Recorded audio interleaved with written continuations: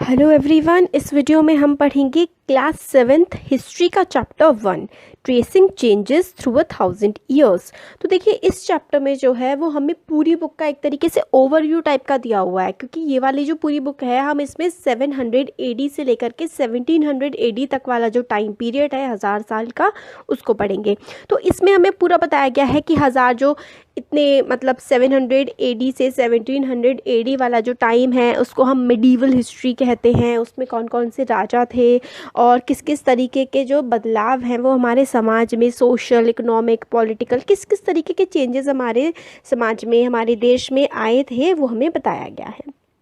अब देखिए, हम इसमें कह रहे हैं कि ये जो मैप हमें दिया हुआ है, मैप 1 और मैप 2, जो कि अरब के, ये देखिए मैप बनाया हुआ है। किसने बनाया था? ये अरब जियोग्राफर थे। जियोग्राफर मतलब जो ज्योग्राफी के बारे में, देश के, दुनिया के भूगोल के बारे में बात करते हैं।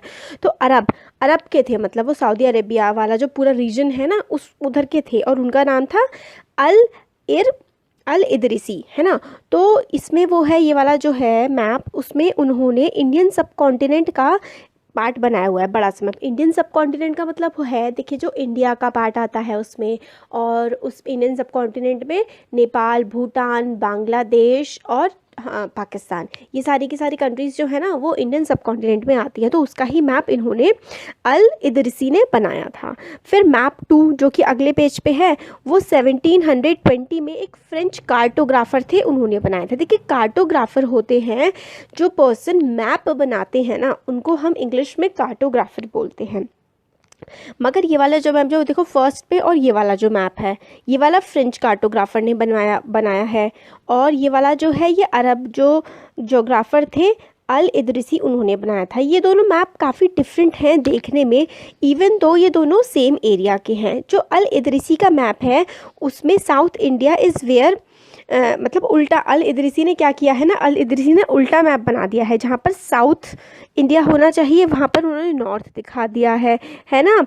और we would expect to find, मतलब नॉर्थ जहाँ पर था वहाँ पर उन्होंने साउथ वाला पार्ट बना दिया, तो उन्होंने उल्टा बना दिया है जो अल इदरिसी ने मैप है। और प्लेसेस जो हैं, जगहों के जो नाम हैं वो अरेबिक में मार्क किए गए हैं। और ये जो है, जो फ्रेंच कार्टोग्राफर थे ना, उन्होंने ये वाला जो इंडिया का मैप है वो बनाया है।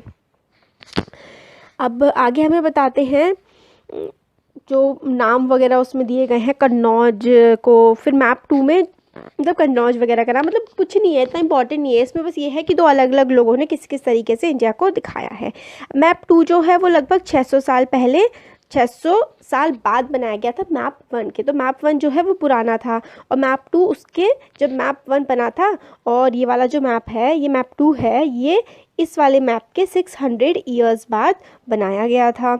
और during which time information about सब कॉन्टिनेंट हैड चेंज कंसिडरेबली। और 600 साल बाद, मतलब इतने लंबे समय के बाद, कॉन्टिनेंट के जो हमारा इलाका है इंडिया वाला, इसके बारे में काफ़ी इन्फॉर्मेशन जो है लोगों को पता लग गई थी।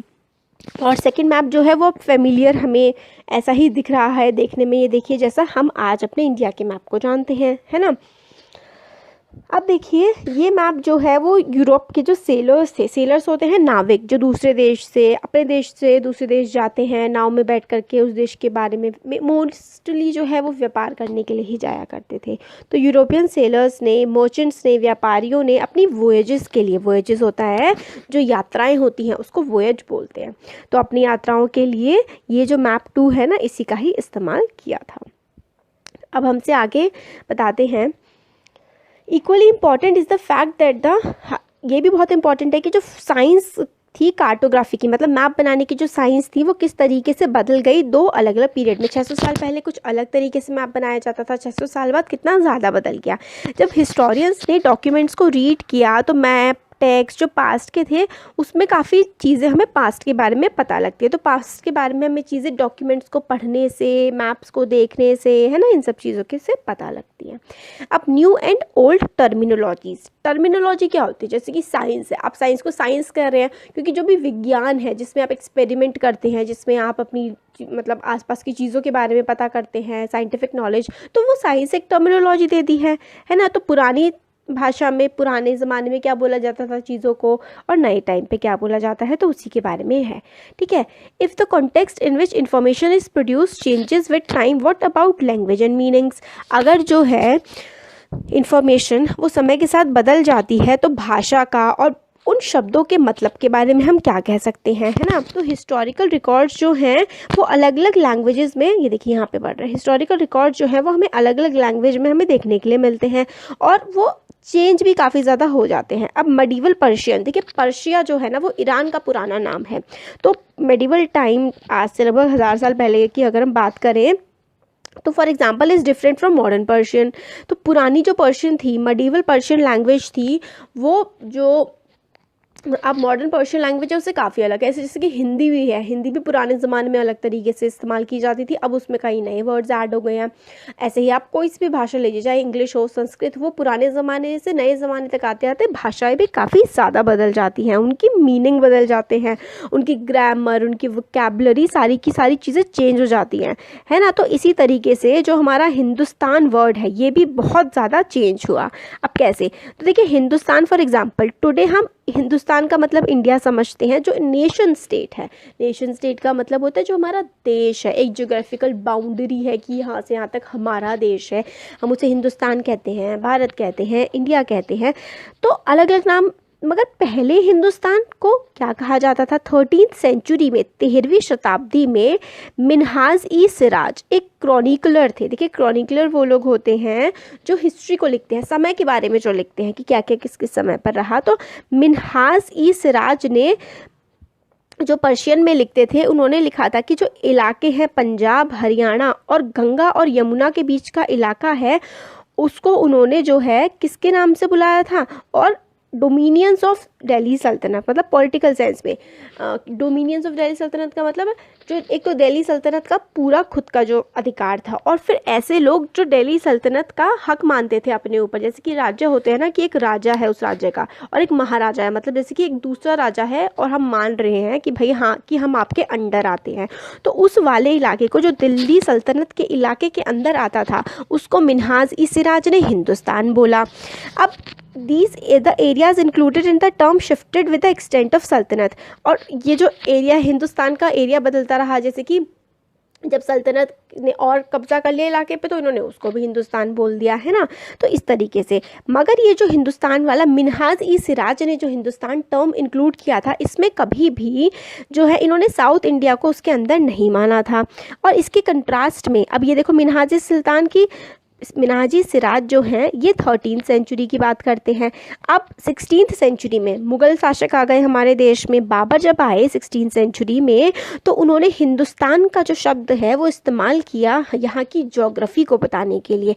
फौना होता है जानवर, फ्लोरा होता है जो आसपास के फूल वगैरह होते हैं, उनको हम फ्लोरा बोलते हैं, फौना यहाँ के जानवर। तो ज्योग्राफी, इलाके को, इंडिया के ज्योग्राफी को, यहाँ का कल्चर कैसा है, हम लोग किस तरीके के कल्चरल प्रैक्टिसेस, जैसे कि कौन सा धर्म मानते हैं, किस तरीके के रीति रिवाज हम फॉलो करते हैं, वो हमारा कल्चर होता है। इनहेबिटेंट ऑफ द कॉन्टिनेंट का मतलब है यहाँ पर रहने वाले लोगों के बारे में, जो यहाँ पे रहने वाले लोग हैं, यहाँ की ज्योग्राफी है, यहाँ के जानवर हैं, उन सब चीज़ों को मिला करके बाबर ने इसको हिंदुस्तान कहा।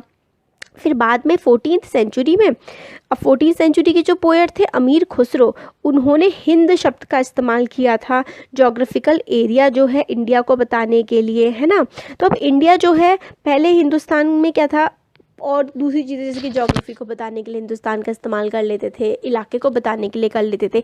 अब क्या है, अब हम पूरे देश के लिए हिंदुस्तान का इस्तेमाल करते हैं। तो देखिए मैंने आपको भी थोड़ी देर पहले बताया था कि जो टर्म्स हैं, टर्म्स के मीनिंग हैं, वो समय के साथ किस तरीके से बदलते जाते हैं। मगर हिस्टोरियन अब जो है वो carefully have to be careful about the terms because they meant different things in the past। अब टर्म्स के साथ हिस्टोरियंस को बहुत ही ध्यान से रखना पड़ता है चीज़ों को, क्योंकि पहले चीज़ों को अलग, टर्म्स का मतलब अलग होता था और अब अलग है। अब जैसे एग्जांपल के लीजिए फॉरेनर का मतलब होता है विदेशी। तो आज के ज़माने में तो फॉरेनर का मतलब होता है जो दूसरे देश का है, मतलब हमारे लिए इंडियंस के लिए फॉरेनर कौन होगा, जो इंडिया का नहीं है, जो इंडिया के बाहर का है, वो हमारे लिए फॉरेनर होगा। मगर पुराने ज़माने में फॉरेनर वो कोई भी इंसान होता था जो उनके इलाके का नहीं होता था। जैसे कि आप एक ही देश के, इंडिया के ही एक गांव के लोग दूसरे गांव के लोगों को क्या कह देंगे, अजनबी कह देंगे या फिर फिरंगी या फिर कुछ भी कह देंगे। वो उनके लिए क्या हो गया, स्ट्रेंजर हो गया। स्ट्रेंजर है जिसे वो नहीं जानते तो वो फॉरेनर हो गया। तो समवन, यहाँ पे देखें, someone who was not part of society और कल्चर। देखिए, someone who was not part of society और कल्चर, हिंदी में परदेसी टर्म डिस्क्राइब किया जाता है, या फिर पर्शियन में उसे अजनबी हम बोलते हैं। तो पहले ज़माने में जो आपके इलाके का नहीं होता था वो आपके लिए फॉरेनर होता था। और सिटी ड्वेलर होता है, मतलब शहर में रहने वाले लोगों के लिए गांव में रहने वाला जो है वो अजनबी हो गया, तो वो फॉरेनर हो गया। फॉरेस्ट में रहने वालों के लिए सिटी में रहने वाला, तो आप जिस इलाके में रह रहे हैं वहाँ के लोग आपके मतलब आपके इलाके के हैं, और बाहर वाला कोई भी है वो फॉरेनर है। तो अब देखिए फॉरेनर का मतलब किस तरीके से बदल चुका है। अब हिस्टोरियंस एंड देयर सोर्सेज, अब हिस्टोरियंस जो है वो किस क्या क्या चीज़ें यूज़ करते हैं और उनके क्या क्या सोर्सेज होते हैं चीज़ों को पता लगाने के। ठीक है, हिस्टोरियन अलग अलग तरीके के सोर्सेज का इस्तेमाल करते हैं, और उनकी स्टडी जो डिपेंड करती है और इन्वेस्टिगेशन, मतलब बहुत सारे सोर्सेज का हिस्टोरियंस इस्तेमाल करते हैं कोई भी चीज़ पर पहुंचने के लिए। जैसे कि गुप्ता डायनेस्टी, हर्षवर्धन, हम लोगों ने पिछली बार पढ़ा था किताब में, सिक्स क्लास की जो हिस्ट्री है उसमें है एंशिएंट हिस्ट्री, और जो हमारी 7th है उसमें मिडिवल है, और 8th में जो है वो मॉडर्न आ जाती है। मॉडर्न मतलब जो इंडिया की इंडिपेंडेंस वाला जो पार्ट है ना। तो किस तरीके से क्या क्या चीज़ों का इस्तेमाल करते हैं हमारे जो हिस्टोरियंस हैं, किस किस चीज़ से पता लगाते हैं कि हिस्ट्री। तो देखिए, कॉइन्स से, inscription, architecture, textual records and information, तो इन सब चीज़ों का इस्तेमाल जो है मोस्टली किया जाता है। कॉइन, सिक्के किस तरीके थे, इंस्क्रिप्शन क्या क्या लिखा गया है उस समय के बारे में, वहाँ का आर्किटेक्चर मतलब इमारतें, बिल्डिंग्स कैसी बनी हुई है, टेक्स्ट, ये सारी चीज़ों से उस पीरियड के बारे में हमें पता लगता है। काफ़ी सारे रिकॉर्ड्स हमें बताते हैं उस पीरियड के बारे में, मेनली यही है इसमें, है ना। अब वैल्यू ऑफ पेपर, पहले क्या होता था, पेपर इतना कुछ इन्वेंशन वगैरह जब तक नहीं हुआ था तब तक सिक्कों पर लिखा जाता था, पेड़ों के तनों पर लिखा जाता था, और जब से पेपर आ गया है तब से क्या है, काफ़ी आसान हो चुका है चीज़ों को स्टोर करके रखना, इन्फॉर्मेशन जो है वो रखना। अब लोग क्या है लिखते थे होली टेक्स्ट। होली टेक्स्ट होता है जैसे कि आप जो धर्म मानते हैं उस धर्म की कोई भी किताब है, अगर आप जैसे हिंदू हैं तो आपके लिए गीता हो गया, मुस्लिम्स के लिए कुरान हो गया, है ना, और इसी तरीके से क्रिश्चियंस के लिए बाइबल हो गई, तो वही आपके होली टेक्स्ट होते हैं। और क्रॉनिकलर्स, तो होली टेक्स्ट से हमें लोगों के बारे में पता लगता है। क्रॉनिकलर्स ऑफ रूलर्स, क्रॉनिकल का देखिए, क्रॉनिकल का मतलब होता है एक समय के बारे में अगर आप बात करते हैं ना तो वो क्रॉनिकल होता है। तो रूलर्स का जो चल रहे थे रूल्स, उनके बारे में जो लिखा जाता है, लेटर्स और टीचिंग्स ऑफ सेंट्स, जो एक दूसरे को खत लिखे जाते हैं, और जो संत होते हैं उनकी जो टीचिंग्स होती हैं, और पिटीशन, जुडिशियल रिकॉर्ड, ये सारी की सारी चीज़ों से हमें समय के बारे में पता लगता है ना। अब मैन्यूस्क्रिप्ट्स होती हैं जो चीज़ें हाथ से लिखी जाती हैं, वो वेल्दी लोग अपने पास रखा करते थे मोनेस्ट्रीज़ में। मोनेस्ट्री और टेम्पल, जैसे कि मोनेस्ट्री होती थी जहाँ पर जो साधु वगैरह लोग रहते थे ना, मोस्टली जैन और बुद्धिज़्म में मोनेस्ट्रीज़ में लोग रहते थे, तो वहाँ पर जो है इन्फॉर्मेशन को कलेक्ट करके रखा जाता था। अब आर्काइव्स होती हैं ऐसे जगह जहाँ पर डॉक्यूमेंट्स को, मैन्यूस्क्रिप्ट को स्टोर कर करके रखा जाता है ना। पहले ज़माने में क्या होता था, प्रिंटिंग प्रेस तो होती नहीं थी, तो जो स्क्राइब्स होते हैं ऐसे लोग जो इन्फॉर्मेशन को जैसे उतारते हैं ना, जैसे कॉपी करने का काम जो किया करते थे, जैसे कि आप अपने फ्रेंड के होमवर्क कॉपी कर लेते हैं, उसी तरीके का काम स्क्राइब्स किया करते थे। अब स्क्राइब जो है वो हाथ से लिखा करते थे। तो कई बार क्या होता है, जैसे आपको भी अपने फ्रेंड की राइटिंग समझ नहीं आती तो आप कुछ अपने हिसाब से समझ के लिख लेते हैं। तो पहले ऐसे ही होता था कि स्क्राइब्स लिखा करते थे, उनको पहले की वाली बात समझ नहीं आती थी तो वो लोग क्या करते थे कि जो उनको समझ आए वो लिख दिया। तो इसी तरीके से सदियों तक जब वो राइटिंग कॉपी होती जाती थी तो चीज़ों का मतलब पूरी तरीके से कई बार बदल ही जाता था, है ना। तो अब देखिए ये दो चीज़ें इसमें काफ़ी इंपॉर्टेंट है, different kind of hand writing.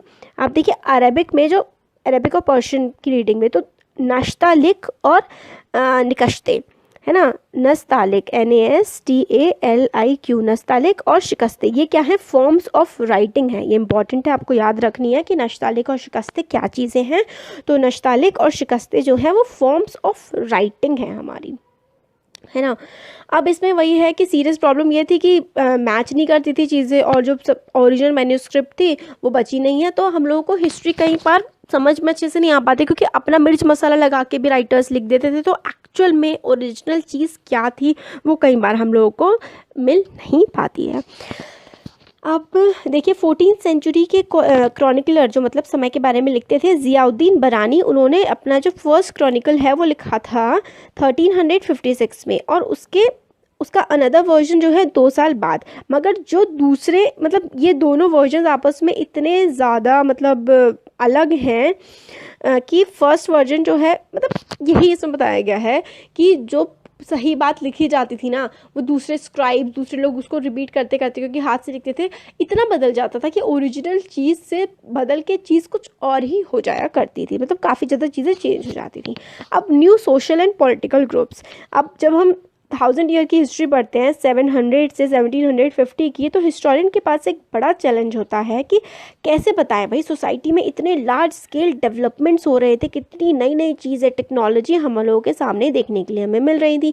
जैसे कि पर्शियन व्हील जो था वो इरिगेशन के लिए इस्तेमाल किया गया था, सिंचाई के लिए पर्शियन व्हील का इस्तेमाल किया गया था। ये यूपीएससी में 2015 में शायद क्वेश्चन आया था कि पर्शियन व्हील किस चीज़ के लिए आप यूज़ करते हैं, तो पर्शियन व्हील का इस्तेमाल जो है वो इरिगेशन के लिए किया जाता था, स्पिनिंग व्हील का वीविंग के लिए, बुनाई करने के लिए, और फायर कॉम्बैट्स का किसमें, फायर कॉम्बैट गोला बारूद जो है इसका भी इस्तेमाल इस समय में किया जाने लगा था। तो एक और क्वेश्चन किसी एग्जाम में पूछा गया था शायद कि जो है फायर कॉम्बैट मतलब जो ये बॉम्ब्स वगैरह हैं और तोपों का इस्तेमाल हमारे देश में पहली बार अंग्रेज़ों के द्वारा किया गया था। तो देखिए बिल्कुल गलत बात है, बाबर के टाइम से ही तोपों का इस्तेमाल हमारे देश में होने लगा था।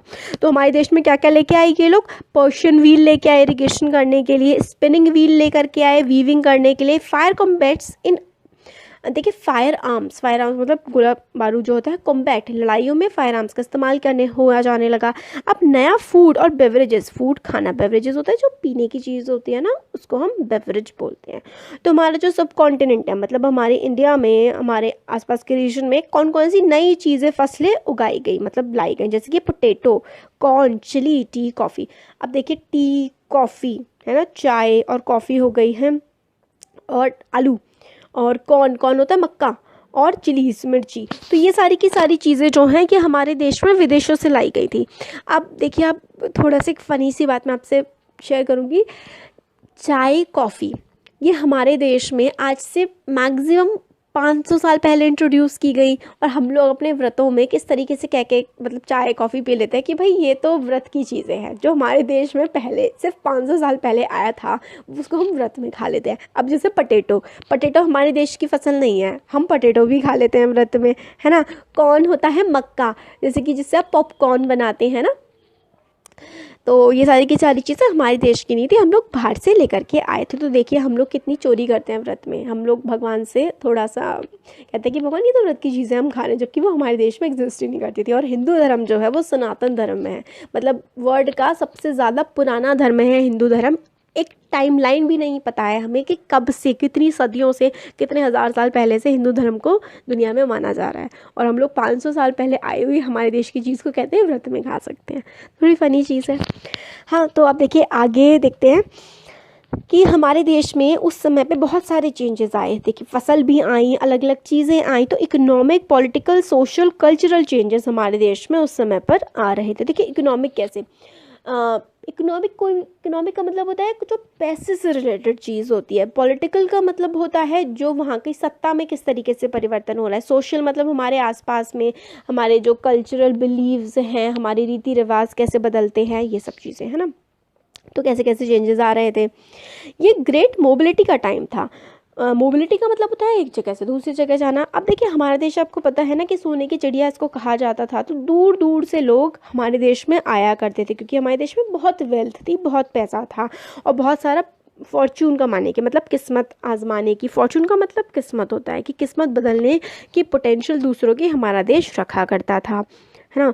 तो इसलिए पूरी दुनिया से लोग, जैसे आज के टाइम पे लोग अमेरिका जाना चाहते हैं ना कि वहाँ जाके अपनी किस्मत आजमाएंगे, अमीर हो जाएंगे, तो ऐसे पहले पूरी दुनिया से लोग हमारे देश में आया करते थे कि बड़ा पैसा है वहाँ पे, वहाँ जाके हम अमीर हो जाएंगे।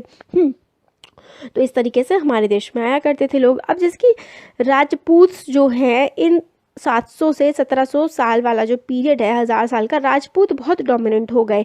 और ये राजपूत जो वर्ड है वो डिराइव हुआ है राजपुत्र से। राजपुत्र का मतलब होता है सन ऑफ रूलर, राजा का बेटा, है ना। तो ये लोग पहले सिर्फ राजा राजपूत जो है वो जो रूलिंग क्लास होती थी उनके लिए इस्तेमाल होता था, बट बाद में वॉरियर क्लास, जिसको क्षत्रिय कहते थे, जो लड़ाइयों में पार्टिसिपेट किया करते थे, वो लोग भी खुद को जो है राजपूत कहने लगे।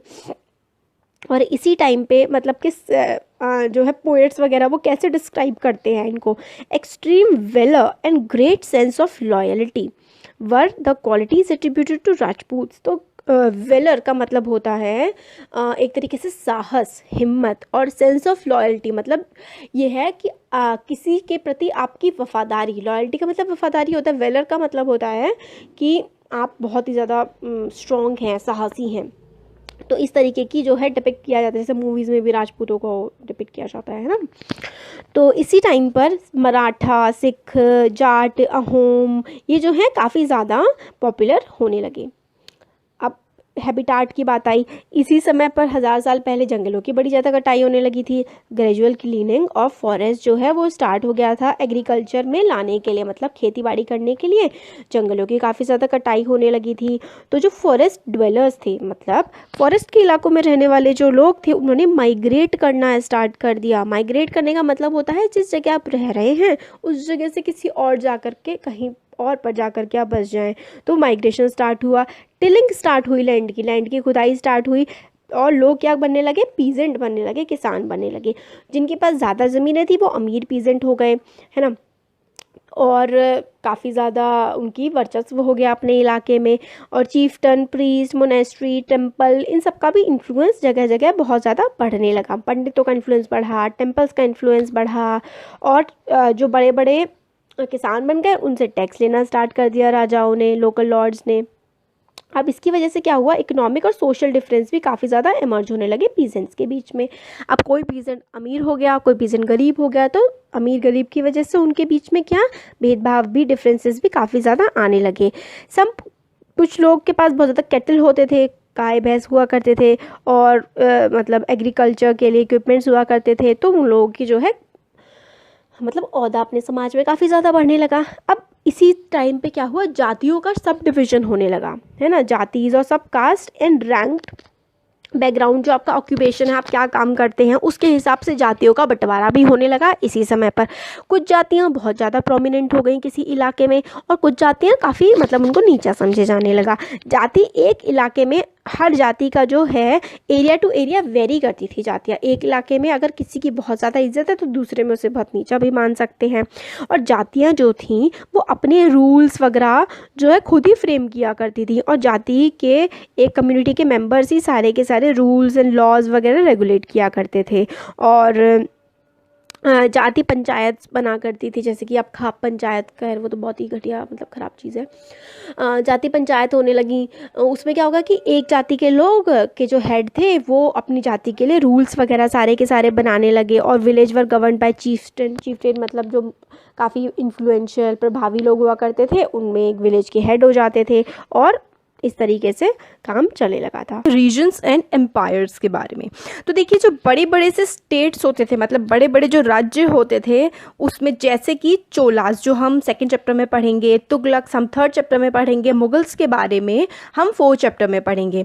वो क्या होते थे, एनकम्पास्ड मेनी रीजन्स, वो काफ़ी बड़े बड़े इलाकों में इनके जो एम्पायर्स होते थे, इनके राज्य फैले हुए होते थे। संस्कृत में एक शब्द होता है प्रशस्ति। प्रशस्ति का मतलब होता है इन द प्रेज ऑफ, आप किसी के तारीफ करते हुए आप कुछ लिख रहे हैं, किसी की अच्छाइयाँ बताते हुए कुछ लिख रहे हैं, तो उसको हम प्रशस्ति बोलते हैं संस्कृत में। तो दिल्ली सुल्तान जो था, यहाँ पे देखिए, जो दिल्ली सुल्तान था घियासुद्दीन बलबन, जिसका रेन रहा था, जिसने मतलब राज किया था 1266 से 1287 के टाइम के बीच में, explain that he was a ruler. तो इनकी जो प्रशस्ति है दिल्ली सुल्तान गियासुद्दीन बलबन की, कि वो रूलर थे, मतलब वो राज्य करते थे कि बहुत ही बड़े एम्पायर पे, बहुत ही बड़े इलाके में इसका राज हुआ करता था। कहाँ से कहाँ तक था ये, बंगाल का जो गौडा इलाका है से ईस्ट में गजनी जो आज के टाइम में अफ़गानिस्तान में है, तो बंगाल से लेकर के अफ़गानिस्तान तक, मतलब ईस्ट में जो है बंगाल से लेकर के वेस्ट में अफ़गानिस्तान तक ये जो गियासुद्दीन बलबन था इसका राज था, है ना। और जो नॉर्दर्न साइड में अगर हम देखें तो पहले इसमें हमें वेस्टर्न के बारे में बताया गया। साउथ इंडिया में द्रविड़ तक, द्रविड़ वाला रीजन होता है ये जो हमारा साउथ इंडिया का रीजन है ना, द्रविड़ वाला, जिसमें आंध्र प्रदेश वगैरह आ जाता है, वहाँ तक इनका राज था। पीपल ऑफ डिफरेंट रीजन, अलग अलग इलाकों के लोग जो हैं, जैसे गौड़ा, आंध्र, केरल, कर्नाटक, महाराष्ट्र, गुजरात, ये सब जो है कहते हैं प्रशस्ति में कि इनके मतलब इनकी आर्मी को देख के, जो बलबन थे गियासुद्दीन बलबन की आर्मी को देखकर ही भाग जाया करते थे। तो ये हमें पूरा मैप बताया गया है, आप इसमें देख सकते हैं पुराने ज़माने का, पुराने टाइम में provinces of Delhi sultans during Mohammad Tughlaq. तो मोहम्मद तुगलक था, इसके टाइम की बात बता रहे हैं इस मैप में। तो मगर अभी हम किसके बारे में पढ़ रहे हैं, गियासुद्दीन बलबन के बारे में अभी हम पढ़ रहे हैं, तो मैप बाद में देखते हैं। तो इसमें बता रहे हैं कि इतनी सारे कॉन्क्वेस्ट थे, हिस्टोरियंस ने प्रशस्ति में लिखा था कि बलबन ने बहुत सारी जगह राज किया, मगर जो आपके हिस्टोरियंस हैं, जो हिस्ट्री लिखते हैं, वो कहते हैं कि ये सारे जो क्लेम्स थे ना उस प्रशस्ति में, ये एग्जैजरेटेड थे, मतलब बहुत ही ज़्यादा बढ़ा चढ़ा करके बताए गए थे, और इतना ज़्यादा भी मतलब था, काफ़ी बड़े इलाके में उनका राज था, मगर लोग उनकी आर्मी को देखकर ही भाग जाते थे। इस तरीके की चीज़ें तो ज़्यादा बढ़ा चढ़ा करके बोली गई हैं। अभी देखिए लैंग्वेज एंड रीजन। तो 1318 के जो पोएट थे अमीर खुसरो, उन्होंने ये नोट किया था, ये पता है जो बॉक्सेस होते हैं ना, कुछ लोग क्या करते हैं इन बॉक्सेस को छोड़ देते हैं, बट बहुत ही गलत आदत है। ये बॉक्सेस बहुत इंपॉर्टेंट होते हैं, इनको पढ़ना चाहिए हमें, बड़ी इंपॉर्टेंट चीज़ बताते हैं इसमें, और इससे क्वेश्चन आते हैं एग्जाम्स में। तो देखिए 1318 में अमीर खुसरो थे, उन्होंने लिखा था कि इंडिया, ये जो लैंड है, ये डिफरेंट लैंग्वेजेस का लैंड है, मतलब यहाँ पे बहुत सारी भाषाएं बोली जाती हैं, जैसे कि सिंधी, लाहौरी, कश्मीरी और द्वार समुद्री इस टाइम जो कर्नाटक वाला रीजन है उसको बोला गया। तेलंगानी, जो तेलंगाना बन गया है, वो वाली लैंग्वेज आंध्र प्रदेश वाले इलाके में बोली जाती है। गुजरी बोली जाती है गुजरात में, मालाबारी बोली जाती है तमिलनाडु में, गौरी बोली जाती है बंगाल में, अवधी बोली जाती है उत्तर प्रदेश में, हिंदावी बोली जाती है दिल्ली के अराउंड वाले रीजन में। तो अमीर खुसरो ने कहा कि बड़ी सारी भाषाएं बोली जाती हैं इस देश में, तो मगर उन्होंने ये भी एक्सप्लेन किया कि एक ऐसी भाषा है संस्कृत जो किसी भी रीजन को बिलोंग नहीं करती है, मतलब किसी भी पर्टिकुलर एरिया की आप उसको भाषा नहीं कह सकते हैं, और ये काफ़ी पुरानी भाषा है, कॉमन लोग इसको नहीं जानते हैं, सिर्फ और सिर्फ ब्राह्मण इसे जानते हैं। तो ये अमीर खुसरो ने हमारे देश में भाषाओं के बारे में बात की थी।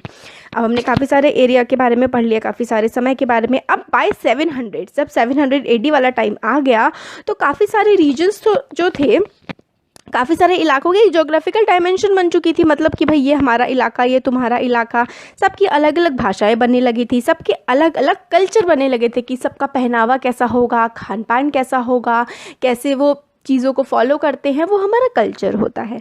तो अलग अलग भाषाएं, कल्चर, ये सब के सब काफ़ी ज़्यादा चेंज होने लगे थे, और काफ़ी मतलब एक इस्टेब्लिश हो गया था कि भाई अगर नॉर्थ इंडिया है तो यहाँ के लोग रोटी खाएंगे चावलों से ज़्यादा, साउथ में है तो वहाँ तो आटा होता नहीं है, गेहूँ नहीं उगता है, तो वहाँ के लोग चावल खाएंगे, किस तरीके का पहनावा पहनेंगे, कौन सी भाषा बोलेंगे, ये 700 तक काफ़ी ज़्यादा मतलब पता लगने लगा था, समझ में आने लगा था कि हाँ भाई ऐसा होता है। तो हम चैप्टर 9 के बारे में इसके बारे में और पढ़ेंगे। अब देखिए they were also associated with specific ruling dynasty. तो वहाँ की भाषा, वहाँ का रहन सहन के अलावा एक स्पेसिफिक रूलिंग डायनेस्टी भी है। रूलिंग डायनेस्टी का मतलब कौन से राजा महाराजा का वहाँ पर ज़्यादा लंबे समय तक राज रहा है, मतलब जैसे कि अगर आप देखें तो राजपूतों का राज रहा है राजस्थान में काफ़ी ज़्यादा लंबे समय तक, चोलास का जो रहा है वो तमिलनाडु वाले रीजन में रहा है। तो यही वाली चीज़ में हमें बता रहे हैं कि 700 तक की एक पर्टिकुलर हमें भी पता भी लगता है कि यहाँ पर इसका राज रहा है। और अलग अलग राज्यों में बहुत ज़्यादा क्या होती थी, कॉन्फ्लिक्ट भी हुआ करती थी। कॉन्फ्लिक्ट का मतलब है लड़ाइयाँ भी हुआ करती थी।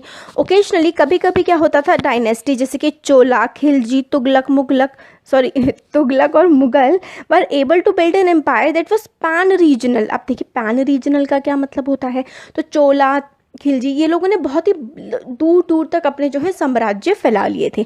पैन रीजन मतलब आपका सिर्फ एक इंडिया, जैसे कि आप सिर्फ एक स्टेट, एक छोटे से इलाके में नहीं, जैसे कि मान लीजिए ये इंडिया है, ऐसे यहाँ पे मतलब देखिए मैप तो अच्छा नहीं बन पाएगा, इस टाइप से ये इंडिया है। तो सिर्फ यहाँ इस इलाके में आपका राज नहीं होगा, आपका लगभग पूरे इंडिया में एक तरीके से आपका राज जो है वो फैल गया, तो उसको कहेंगे पैन रीजनल। बहुत ही बड़े बड़े इलाकों में आपका राज्य था, तो इनका काफ़ी बड़े बड़े इलाकों में राज रहा था, यही है pan regional, spanning diverse region, अलग अलग इलाकों में रूल इनका फैल गया था। Not all the empires were equally stable, सारे एम्पायर जो है वो एक तरीके से स्टेबल या सक्सेसफुल नहीं थे, मतलब हर समय एक तरीके का काम नहीं चलता था, ना ही इतने सक्सेसफुल थे सारे, कुछ बहुत ज़्यादा थे, कुछ काफ़ी कम थे। तो ये हमें बताया गया है। अब जब मुगल एम्पायर का डिक्लाइन होने लगा 18th सेंचुरी में, देखिए 15th सेंचुरी में वो लोग आ गए थे, है ना, हमारे देश में, क्योंकि 15 या 14th सेंचुरी में आप कह सकते हैं 1526, तो 1526 यानी कि 16th सेंचुरी में जो है बाबर का एक तरह से इस्टेब्लिश हो गया था राज हमारे देश में मुगल्स का, तो दिल्ली पे वो आ गया था। तो मुगल एम्पायर जो है 18th सेंचुरी में डिक्लाइन होने लगी थी। आप समझ लीजिए 16th सेंचुरी, लगभग 300 साल इन लोगों ने हमारे देश पे, पूरे देश पे लगभग राज किया है मुगलों ने।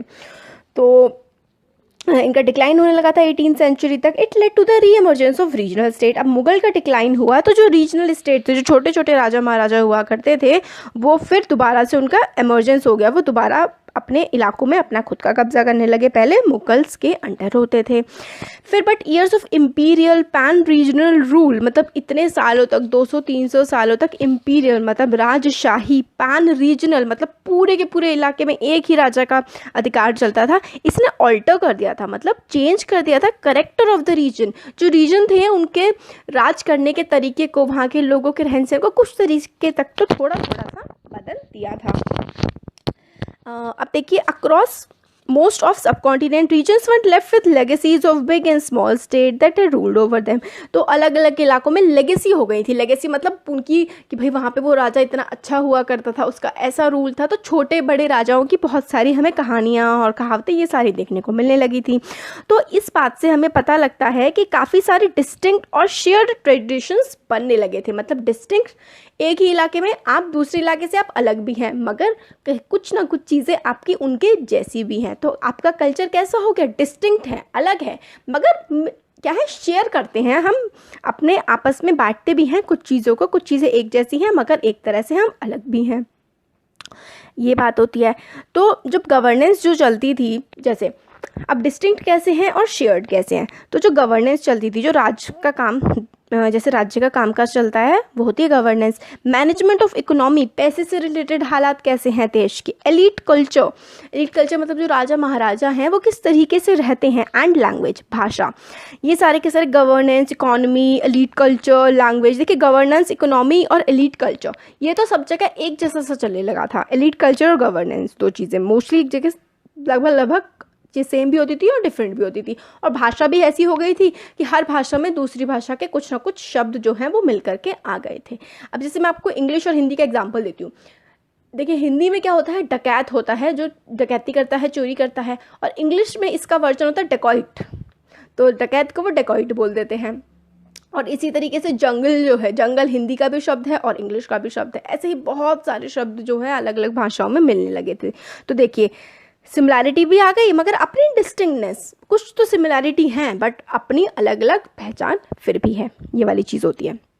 अब देखिए through 1000 years between 700 and 1750, character जो था, हम लोग 1000 ईयर के बारे में पढ़ रहे हैं इस चैप्टर में ना, तो इतने सालों में लगभग 1000 साल में 700 से 700 से 750 तक करेक्टर जो था, जो डिफरेंट रीजन का, वो आइसोलेशन में ग्रो नहीं हुआ था, बिल्कुल अलग होकर ग्रो नहीं हुआ था। जो इम्पैक्ट था ना बड़े पैन रीजनल फोर्सेस का, जो बड़ी बड़ी फोर्सेस थी, उनका इम्पैक्ट जो है हर रीजन में काफ़ी ज़्यादा हमें देखने के लिए मिलता था, without quite losing their distinctiveness. मतलब वो खुद को अपनी जो अलग सी पहचान है उसको तो नहीं खोते थे, मगर फिर भी जो बड़े राज्य होते थे उनकी एक झलक छोटे राज्यों में भी देखने के लिए हमें मिल जाती थी। अब ओल्ड एंड न्यू रिलीजन्स, पुराने और नए जो धर्म हैं वो कैसे करके बन के आए। तो 1000 ईयर्स ऑफ हिस्ट्री, हज़ारों सालों की जो हिस्ट्री थी उसको एक्सप्लोर करने के बाद जो मेजर डेवलपमेंट्स हुई थी रिलीजन में मतलब धर्म में, हमारा धर्म किस तरीके से हजार साल में बदला था वो हम देखते हैं। लोगों का जो बिलीफ था डिवाइन में, डिवाइन का मतलब होता है ईश्वर, जो ईश्वर में लोगों का बिलीव था वो डीपली पर्सनल हुआ करता था, but more usually it was collective. Personal था कि आप भगवान को मानते हैं, किससे मानते हैं, मगर आसपास के इलाके के जो होते थे वो भी मोस्टली लोग, तो देखिए रिलीजन जो है वो सबका अपना पर्सनल भी हुआ करता था, मगर सब लोग एक ही तरीके के आसपास के लोग एक रिलीजन को माना करते थे। तो डिवाइन में जो बिलीव था वो डीपली पर्सनल भी होता था और कलेक्टिव भी होता था। कलेक्टिव बिलीव था कि सुपर नेचुरल एजेंसी है, मतलब सुपर नेचुरल एजेंसी का मतलब कोई हमसे ऊपर है, हम जो हमें नहीं समझ में आता है, नहीं दिखता है, मगर वो है। वो क्या बन गया था? वो धर्म बन गया था।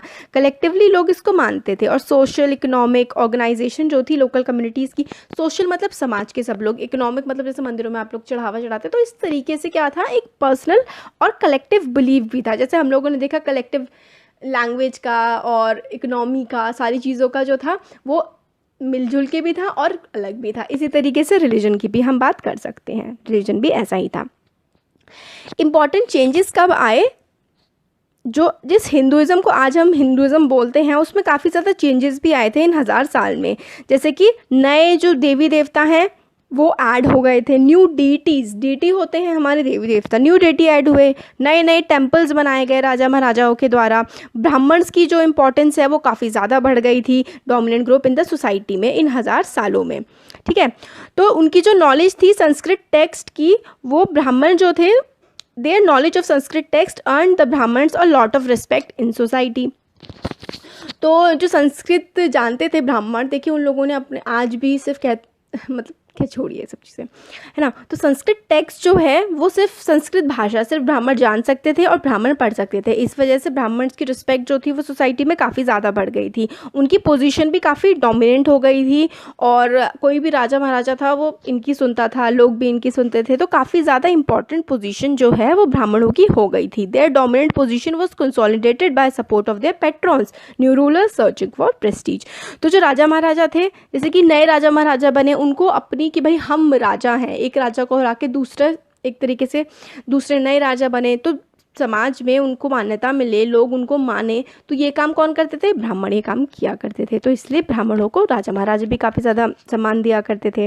One of the major development of this period was emergence of idea of bhakti. Bhakti movement भी काफ़ी ज़्यादा डेवलप हुआ। भक्ति का मतलब है आप ईश्वर की भक्ति कर रहे हैं, आपको किसी ब्राह्मण की, किसी इस तरीके के लोगों की ज़रूरत नहीं है भगवान से अपना कनेक्शन बनाने के लिए। आपके पर्सनल भगवान हैं, आप उनकी पूजा करिए श्रद्धा से और आप उन्हें पा सकते हैं। ये था भक्ति मूवमेंट का, जो हम आगे चैप्टर्स में पढ़ेंगे। पूरा चैप्टर है बुक में भक्ति मूवमेंट के बारे में। तो इस पीरियड में नए रिलीजन्स भी आए, नए धर्म भी आए हमारे सब कॉन्टिनेंट में। इंडिया में मर्चेंट्स, व्यापारी जो हैं, माइग्रेंट्स, अलग अलग जगह से जो कुरान है मुस्लिम्स की, उसकी टीचिंग्स को हमारे देश में लेके आए। तो जो इस्लाम है हमारे देश में वो बहुत ही नया रिलीजन है।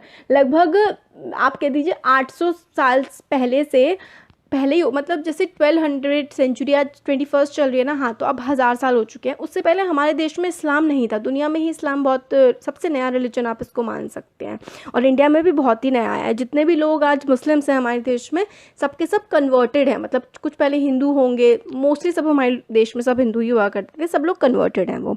तो जब कुरान की टीचिंग्स हमारे देश में आई तो काफ़ी सारे लोगों को तो फोर्स्ड कन्वर्शन कराया गया, मतलब ज़बरदस्ती। जैसे जो गरीब लोग होते थे और बहुत सारे लोगों को कि नहीं मानोगे तो हम तुम्हें मार देंगे, तो इस तरीके से ज़बरदस्ती मुस्लिम धर्म में कन्वर्ट किया गया काफ़ी सारे लोगों को। तो इस तरीके की काफ़ी बातें हैं। तो जो रूलर्स थे, फिर जो राजा था वो मतलब इस्लाम धर्म को मानता था, तो काफ़ी लोग कन्वर्ट हो गए। तो इसी तरीके से बने हैं। तो कुरान जो थी वो होली बुक है मतलब इस्लाम में, और तो सब लोगों ने, मुस्लिम्स ने इसकी सोवर्निटी एक्सेप्ट की कि मतलब एक गॉड है, एक अल्लाह है और हम उनके अंडर हैं, इन्होंने माना। और अल्लाह जो है वो सबसे प्यार करते हैं, मर्सी दिखाते हैं, यही वाली चीज़ में। इसी तरीके से क्या हुआ, एक नया रिलीजन हमारे देश में आया, इस्लाम, और उनकी होली बुक होती है, उनकी पवित्र किताब होती है कुरान। तो काफ़ी सारे rulers were patron of Islam and ulama learn theologies and jurist. तो काफ़ी सारे जो जैसे हिंदुज़म में ब्राह्मण होते थे, ऐसे इस्लाम में क्या होते हैं, उलेमा होते हैं। उलामा जो होते हैं वो धर्म के बारे में जानते हैं, धर्म के जो कानून होते हैं उनके बारे में जानते हैं, हिंदुज़म की तरह। Islam was interpreted in a variety of ways by its followers. Islam को अलग अलग तरीके से उसके जो फॉलो करने वाले लोग थे, मानने वाले लोग थे, अलग अलग तरीके से इंटरप्रेट किया। तो शिया मुस्लिम थे, वो प्रॉफिट मोहम्मद जो थे जिन्होंने इस्लाम धर्म की स्थापना की, इसको स्टार्ट किया। मोहम्मद के जो सन इन लॉ थे, मोहम्मद के जो सन इन लॉ होते हैं मतलब बेटी के जो पति थे, जो शिया मुस्लिम्स थे उन्होंने माना उनकी जो सन इन लॉ थे प्रॉफिट मोहम्मद के अली, वो रूल करेंगे पूरी मुस्लिम कम्युनिटी को। तो ये लोग कौन बने? शिया बने। अब मगर सुन्नी मुस्लिम थे, उन्होंने ये माना कि जो अर्लियर लीडर थे खलीफाज जो बने थे, जो जैसे कि प्रॉफिट मोहम्मद की डेथ के बाद जो खलीफा आए थे, जो लीडर्स आए थे, हम उनको मानेंगे। तो लीडर्स को मानने वाले बने सुन्नी, और जो अली थे, जो मोहम्मद के सन इन लॉ थे, उनको जिन लोगों ने माना वो लोग बने शिया। तो दुनिया में काफ़ी ज़्यादा है, मतलब जैसे ईरान शिया कंट्रोल्ड है, बाकी सारे रीजन सुन्नी कंट्रोल्ड है, तो इन लोगों में भी काफ़ी कॉन्फ्लिक्ट चलती है, लड़ाइयाँ चलती हैं। थैंक गॉड हमारे देश में ऐसा कुछ भी नहीं है, तो काफ़ी लोग अच्छे से रहते हैं। अब इसमें वही और ज़्यादा डिफरेंसेस इसमें आ गए, वेरियस स्कूल बन गए स्पेशली इंडिया में, हनाफी और शाफ़ी एंड थियोलॉजी एंड मिस्टिक। तो हनाफी और शाफ़ी वाला डिवीजन भी आ गया, और थियोलॉजी और मिस्टिक ट्रेडिशन भी आ गए, जैसे कि सूफिज़म भी हमारे देश में काफ़ी ज़्यादा पॉपुलर हुआ। अब आगे आता है इसमें thinking about time and historical period. Historian जो है वो टाइम को ऐसे नहीं देखते जैसे घंटे बीत रहे हैं, साल बीत रहे हैं, वो एक पर्टिकुलर टाइम, मतलब एक बड़े समय में क्या क्या इंपॉर्टेंट चेंजेस हुए, क्या क्या ट्रांसफॉर्मेशन हुई, किस तरीके से आइडियाज़ बिलीव्स बदले, इन सब चीज़ों को कलेक्टिवली वो लोग देखते हैं। मतलब कैसे करके धर्म बदल रहा है, कैसे समाज बदल रहा है, उसके हिसाब से वो हिस्ट्री लिखते हैं। मिडिल ऑफ 19th सेंचुरी के मिडिल में ब्रिटिश हिस्टोरियन जो थे उन्होंने इंडिया की हिस्ट्री को 3 पीरियड्स में डिवाइड करने की कोशिश करी, हिंदू, मुस्लिम और ब्रिटिश। मगर ये डिवीजन जो है वो अच्छा आइडिया नहीं था, क्योंकि कभी ऐसा नहीं था कि पूरे देश में सिर्फ हिंदू रूलर हो, कभी बुद्धिज़्म और जैन रूलर्स भी हुआ करते थे, बुद्धिस्ट और जैन रूलर्स। फिर सारे देश में मुसलमान शासक नहीं थे, और फिर पूरे देश पर जो है ब्रिटेन का भी कब्जा नहीं हुआ। इस तरीके से क्या हुआ कि ये जो डिवीज़न था ना, हिंदू, मुस्लिम और ब्रिटिश, ये हमारे हिस्टोरियंस को पसंद नहीं आया, क्योंकि ये इकोनॉमी, कल्चर, सोसाइटी, इस सब का जो डेवलपमेंट था, डाइवर्सिटी थी, जो भिन्नता थी हमारे सब कॉन्टिनेंट की इकोनॉमी पे, लैंग्वेज पे, कल्चर पे, इसको नहीं दिखाता है। तो हिस्टोरियंस ने इसको अच्छा नहीं माना।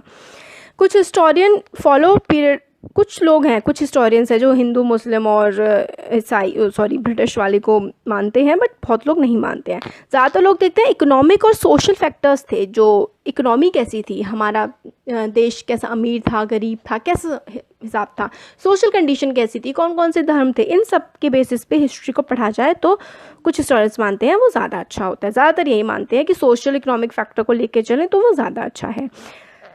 तो अब जो हम पढ़ेंगे आगे की हिस्ट्री, आगे के चैप्टर्स में हंटर गैदरर के बारे में पढ़ेंगे, फार्मर्स के बारे में, लोगों के बारे में, विलेजेस, एम्पायर्स, किंगडम, सिर्फ राजा महाराजा के बारे में नहीं, हम लोगों के बारे में भी बहुत कुछ पढ़ेंगे आगे के चैप्टर्स में। और हिस्ट्री में भी यही होता है। तो ये वाला जो टाइम है 7th क्लास पूरी जो है वो मिडिवल हिस्ट्री में आती है। 700 जो आज से 1000 साल पहले वाला जो टाइम था वो मिडिवल हिस्ट्री में आता है, उसी के बारे में हम पढ़ेंगे। इसमें क्या हुआ था, जो पीजेंट सोसाइटी थी, जो किसान वगैरह थे, उनका किस तरीके से बढ़े वो लोग, कैसे जंगलों को काट के एग्रीकल्चरल लैंड में कन्वर्ट कर दिया गया, खेती बाड़ी की गई, कैसे जो है यूरोपियन ट्रेडर्स जो हैं हमारे देश में आए और किस तरीके से फिर वो राज करने लगे। फिर 1000 ईयर की हिस्ट्री जो है पूरे देश की, उसमें कंसिडरेबल चेंज हमें देखने के लिए मिलता है। पूरा पीरियड जो है बहुत सारी चीज़ें थी इसमें, तो इसको हम लोग मिडिवल कहते हैं। मिडिवल इसलिए नहीं कि इसमें मॉडर्न आइडियाज़ नहीं थे या फिर ये बहुत ही पिछड़ा हुआ था, ये एक टाइम डिवाइड करने के लिए कि एक पुराना टाइम था एंशिएंट, फिर हम उसको बीच वाले टाइम में आ गए, फिर हम लोग मॉडर्न टाइम में आ गए। मॉडर्न चीज़ें यहाँ पर भी थी, तो मगर फिर भी हम लोग एक डिवीजन के लिए कुछ तो हमें करना पड़ेगा, तो हमने मिडिवल पीरियड इसको माना। तो modernity carries with it the sense of material progress and intellectual advancement. तो मॉडर्निटी का मतलब होता है कि मटेरियल प्रोग्रेस हो रही है, लोगों के पास पैसा भी आ रहा है, लोगों की थिंकिंग बहुत ज़्यादा अच्छी लिबरल हो रही है, चीज़ों को एक्सेप्ट कर रहे हैं, तो ये सारी चीज़ें मॉडर्निटी में आती है। तो मगर पुराने ज़माने में इतनी भी ख़राब सिचुएशन नहीं थी, मगर एक डिवीज़न करने के लिए हमने ये किया है। तो 1000 ईयर की जो सोसाइटी थी वो किस तरीके से उसकी इकोनॉमी ट्रांसफ़र हुई, कैसे लेवल ऑफ प्रॉस्पेरिटी बढ़ा, कैसे लोगों के पास पैसा बढ़ा, किस तरीके से यूरोपियन ट्रेडिंग कंपनीज हमारे देश में आई, उस पैसे को देख करके ये पूरा का पूरा हम लोग जो है आगे के चैप्टर्स में देखेंगे। यही है इसमें। चैप्टर हमारा कंप्लीट हो चुका है। तो पहला क्वेश्चन है, who was considered foreigner in the past. Past में मतलब पहले, काफ़ी पुराने समय में, फॉरेनर मतलब विदेशी किसे समझा जाता था। तो इसका आंसर है, in the past a foreigner was someone who was not part of certain society or culture.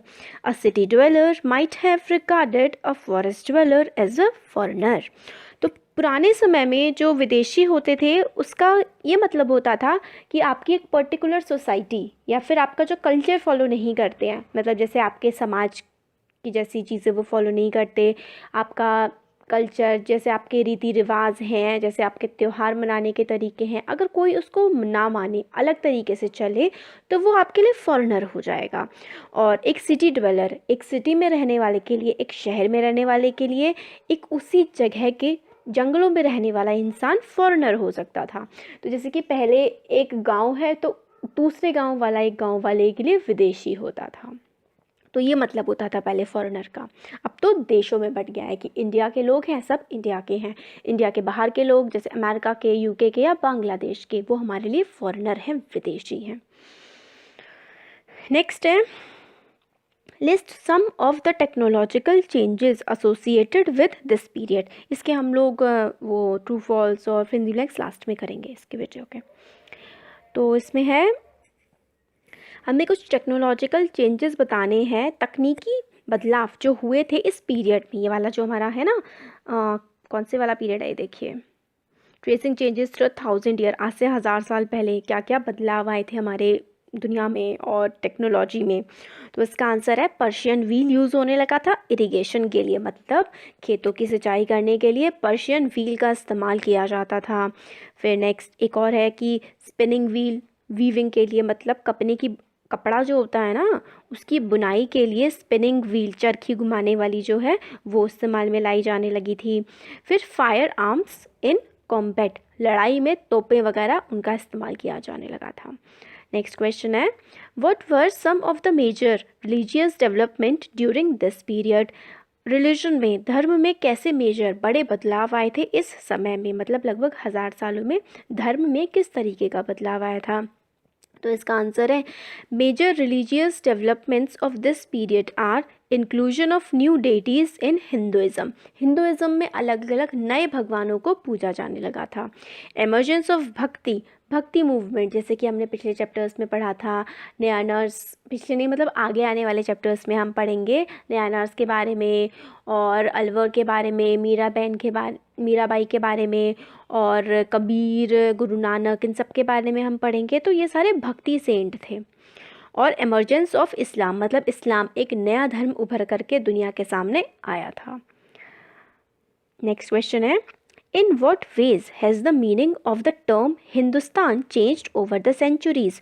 तो सदियों, जैसे जैसे साल बढ़ते गए, सदियाँ बढ़ती गई, ऐसे ऐसे हिंदुस्तान का मतलब किस तरीके से बदलता गया। तो इसका आंसर है, over the centuries there has been a vast change in the meaning of the term Hindustan. तो जैसे सेंचुरीज बदलती गई, हिंदुस्तान के मतलब में भी काफ़ी ज़्यादा बदलाव आने लगा। Today it is understood as India the modern nation state. आज समझा जाता है हिंदुस्तान का मतलब हमारा देश भारत या फिर इंडिया। 13th सेंचुरी में, आज से लगभग 700-800 साल पहले, अब तो 21st सेंचुरी चल रही है, तो मतलब लगभग 700-800 ईयर्स पहले, the term stood for lands under the Delhi sultanate. Babur use the term to describe the geography, culture and fauna of subcontinent.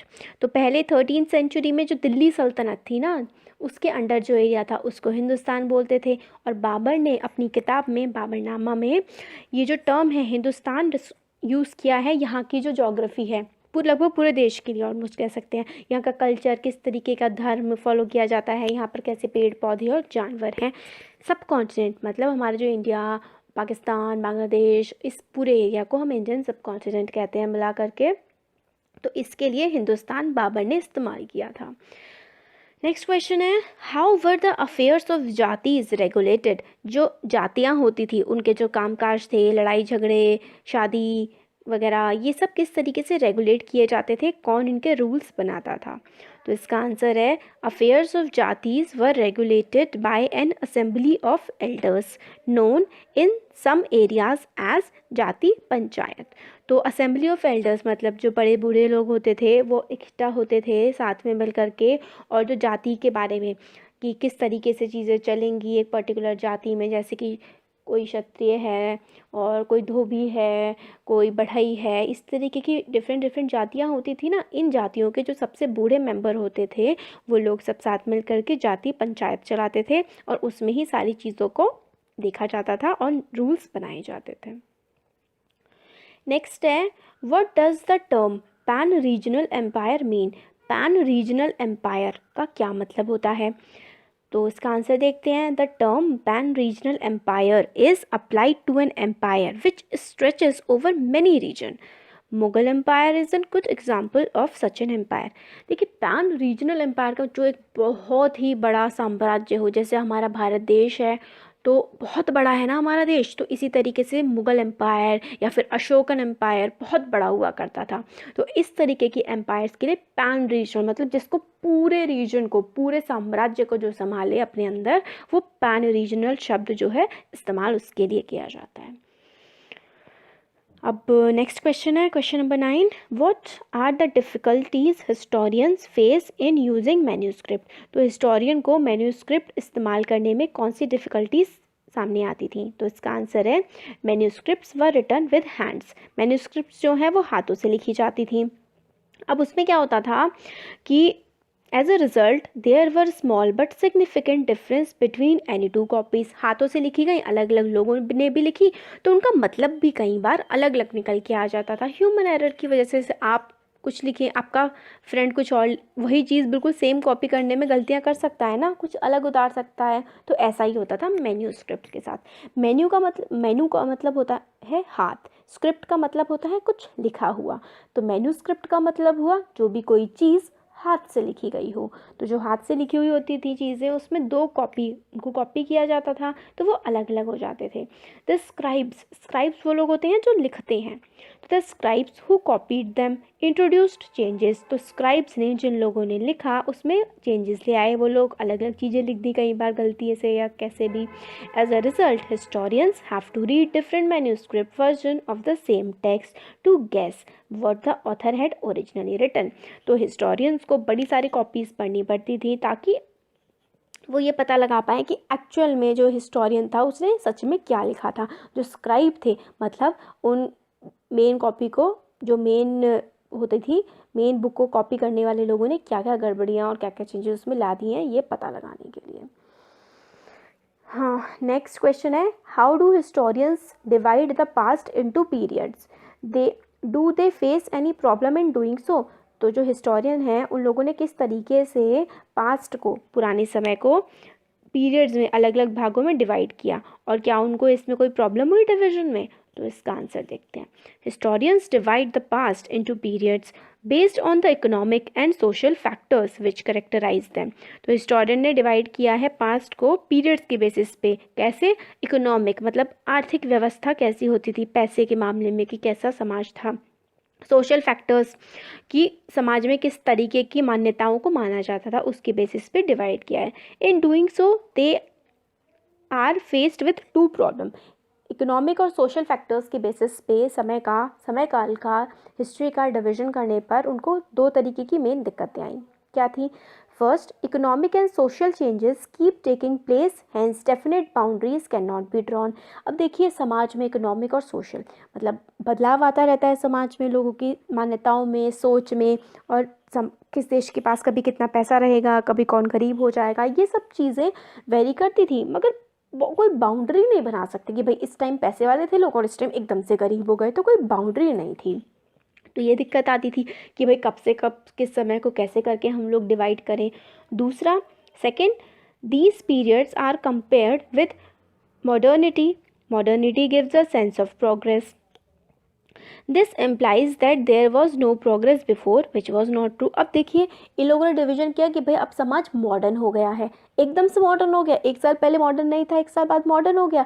अब मॉडर्न हो गया तो इसका मतलब पहले पिछड़े हुए थे। अब भाई ऐसा तो था नहीं, ये तो धीरे धीरे बदलता है। तो ये दिक्कत आई थी कि भाई social changes, economic changes, modern हो गए, समाज में कैसे बदलाव आए। तो हिस्टोरियंस को थोड़ी दिक्कत होती है कि किस तरीके से टाइम को डिवाइड किया जाए हिस्ट्री को पढ़ने के लिए। Next question number 2 true false का है। तो we do not find inscription for the period after 700 बिल्कुल गलत बात है, हमें तो बड़े सारे इंस्क्रिप्शन मिलते हैं 700 ईयर्स से पहले के बाद के पूरे टाइम के। नेक्स्ट है in Maratha the Marathas asserted their political importance during this period. इस पीरियड में थोड़ी ना, उन्होंने तो काफ़ी मतलब 1600 1700 1800 16 से 1800 के टाइम पे मराठाज ने अपनी इन्फ्लुएंस को काफ़ी ज़्यादा वो किया था, तो ये फॉल्स हो जाएगा। Forest dwellers were sometimes pushed out of their lands with the spread of agricultural settlement. बिल्कुल सही बात है, जो फॉरेस्ट में रहने वाले लोग थे उनको उनके जंगलों से बाहर निकाल दिया जाता था जब ये राजा महाराजा लोगों एग्रीकल्चर करवाने के लिए लोगों से जंगल साफ किया करते थे, काटा करते थे। फोर्थ है सुल्तान गियासुद्दीन बलबन कंट्रोल्ड असम मणिपुर एंड कश्मीर। गलत बात है, असम मणिपुर कश्मीर तक नहीं, दिल्ली वाला रीजन को वो कंट्रोल किया करते थे, तो ये फॉल्स हो गया। फिल इन द ब्लैंक्स है archives are places where manuscripts are kept. Archive ऐसी जगह होती है जहाँ पर पुरानी चीज़ों को, पुरानी किताबों को, पुराने लेखों को रखा जाता है, तो आर्काइव्स में मैन्युस्क्रिप्ट्स को रखा जाता है। फिर बी है डैश ऐसे देख लेते हैं, ज़ियाउद्दीन बरानी was 14th century chronicler.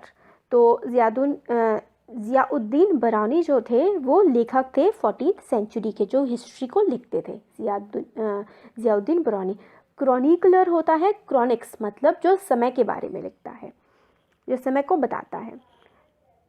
Third है potatoes, corns, chillies, T, coffee, ये सारी की सारी चीज़ें थी जो लाई गई थी, ऐसी क्रॉप इंट्रोड्यूस की गई थी इस पीरियड में। जो इस पीरियड की हम बात कर रहे हैं, जिस टाइम की, उस टाइम में हमारे देश में इंट्रोड्यूस की गई थी। हमारे देश में पहले से नहीं पाए जाते थे आलू और चाय, कॉफ़ी, मिर्ची, चिलीज़ और कॉर्न, भुट्टा जो होता है, ये हमारे देश में नहीं होता था, ये बाहर से हमारे देश में लाया गया था।